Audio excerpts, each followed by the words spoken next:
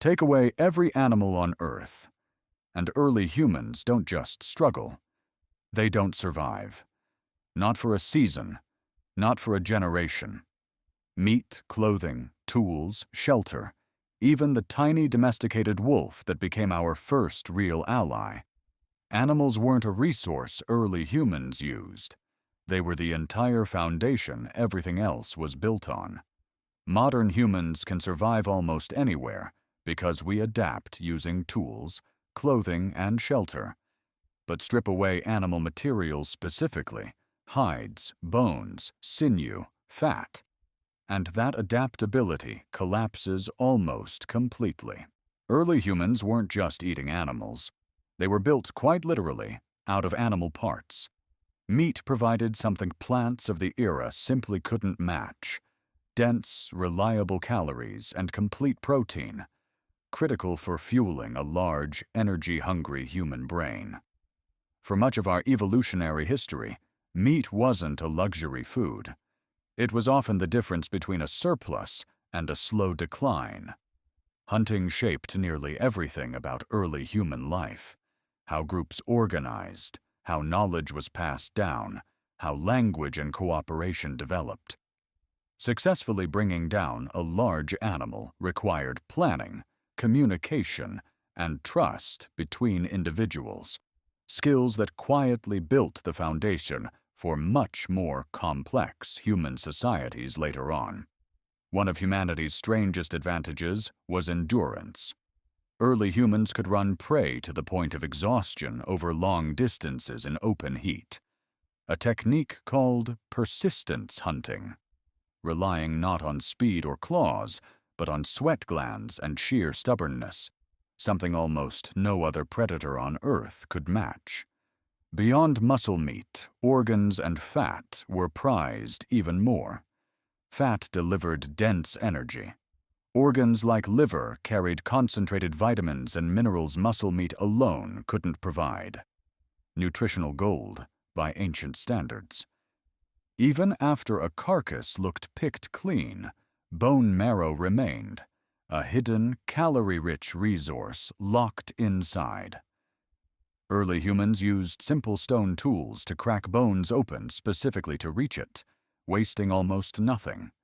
Before humans mastered hunting large game, scavenging carcasses left by other predators may have been an equally important strategy. Arriving after a kill, competing with hyenas and vultures for whatever meat and marrow remained. Without fur of our own, early humans needed animal hides just to survive cold climates at all. A freshly skinned hide, scraped and treated, became the earliest form of clothing technology. Simply draping a hide wasn't enough for serious cold. Using bone needles and sinew thread, early humans learned to cut and stitch hides into fitted garments, a leap that opened entirely new, colder regions of the planet to human settlement. Certain furs were specifically valued for insulation. Dense, layered coats from cold climate animals providing warmth no human skin alone could replicate. Treated leather became footwear, protecting feet from frostbite, sharp terrain, and injury, problems that could easily turn fatal without modern medicine to fall back on. Sinew, the tough tissue connecting muscle to bone, made remarkably strong thread and cordage, used for stitching clothing, binding tools, and lashing together shelters, an early natural equivalent to rope and string. Bones themselves became tools. Needles, awls, and scrapers carved from bone allowed for detailed, precise work impossible with stone alone, quietly enabling an entire generation of finer craftsmanship. Antler and horn, naturally tough and slightly flexible, were shaped into digging tools, hammers, and pressure-flaking tools used to refine stone weapons. Where available, mammoth ivory became a valuable raw material, carved into tools, weapons, and some of the earliest known figurative art objects in human history. Animal teeth and claws, pierced and strung together, became some of humanity's earliest jewelry, status symbols carrying real meaning, likely tied to hunting skill and prestige. In treeless regions, animal bones themselves became construction material. Mammoth skulls and leg bones stacked into structural frames for shelters, an engineering solution built entirely from what the environment actually provided. Rendered animal fat, burned in simple stone lamps, provided light deep inside caves, allowing work, art, and life to continue in spaces sunlight could never reach.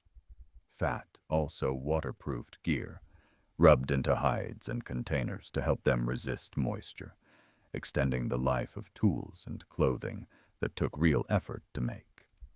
For many groups, survival meant following the herds, tracking seasonal animal migrations across vast distances, timing movement and settlement around where prey was reliably going to be.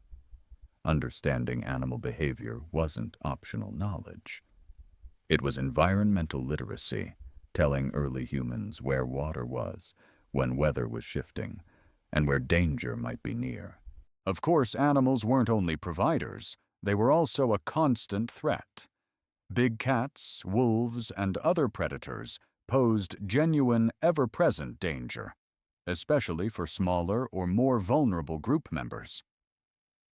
Early humans studied predator behavior closely, sometimes even following big cats to steal scraps from their kills, turning a dangerous rival into an unlikely, indirect food source. Animal fat, bone, and other parts worked their way into early medicinal practices too, used in treatments and remedies passed down through generations of accumulated trial and error. Cleaned animal bladders and stomachs made surprisingly effective containers, naturally waterproof pouches for carrying water, fat, or stored food across long journeys. Animals weren't just practical, they became central to early human imagination, the most common subject in prehistoric art by an overwhelming margin. Deep inside painted caves, herds of horses, bison, and deer appear again and again, powerful, detailed, and clearly created by people who knew these animals intimately, down to their exact movement and anatomy. Many early cultures developed spiritual beliefs tightly woven around specific animals. As guides, ancestors, or symbols of power, respect built directly into belief systems. Eventually, one relationship changed everything. Wolves, drawn toward human camps and scraps, were gradually domesticated into the very first tamed animal, the beginning of dogs as we know them today. Domesticated dogs became genuine hunting partners, tracking prey with far sharper senses than humans alone, dramatically increasing hunting success and safety.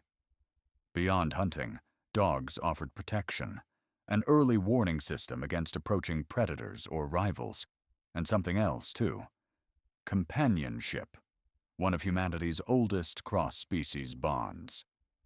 Thousands of years later, humans began domesticating animals more broadly: sheep, goats, cattle, and pigs, gradually shifting from purely hunting animals to actively raising and controlling them. This shift meant something enormous: a reliable, controllable food source, less dependent on the unpredictability of the hunt.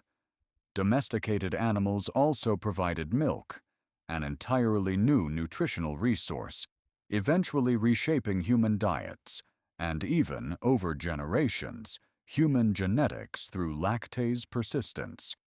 Wool from domesticated sheep opened up entirely new possibilities in clothing and textiles, more versatile and renewable than hides alone.